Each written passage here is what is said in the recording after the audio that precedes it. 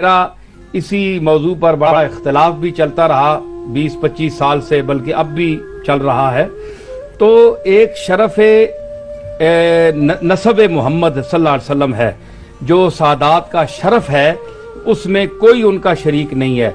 वो अल्लाह ताला सिफात की हैसियत से भी अल्लाह अता फरमाए, सिर्फ खून की हैसियत नहीं बल्कि हसब और नसब की वजह से भी।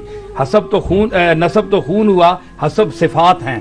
अल्लाह सिफात भी दे और निस्बत भी दे खून की, तो वो जो है वो ठीक है, उसमें उनका कोई शरीक नहीं है, क्योंकि रसूलुल्लाह सल्लल्लाहु अलैहि वसल्लम का खानदान है, आपकी साहबजादी का खानदान है। लेकिन कुरान मजीद में जो हराम रिश्ते हैं उनकी तफसील मौजूद है।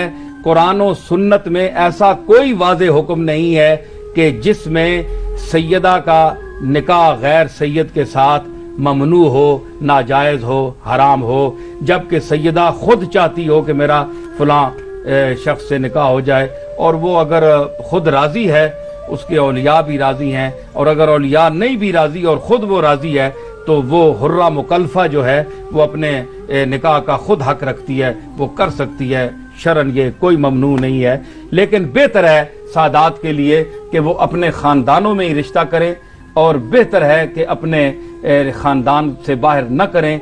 और अगर कोई मजबूरी है तो इसके लिए जो लोग कहते हैं कि ये शरन रिश्ता हराम है, नाजायज है, ये सब फराड है।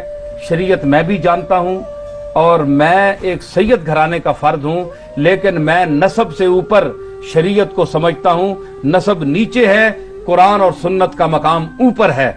हम सब बराबर हैं, मुसलमान भाई हैं, और अगर कोई शख्स अपने तौर से करना चाहता है तो वो कर सकता है। लेकिन फिर भी मैं अर्ज करूंगा कि अगर सादात को, सैयदात को, सैयदजादियों को रिश्ता मिल सकता है अपने खानदान में, तो बेहतर है वहां करें, और अगर नहीं तो जहां वो चाहें, उनकी मर्जी है, वो कर सकती हैं। वो नसब साबित होगा, हलाल होगा और निकाह जायज होगा।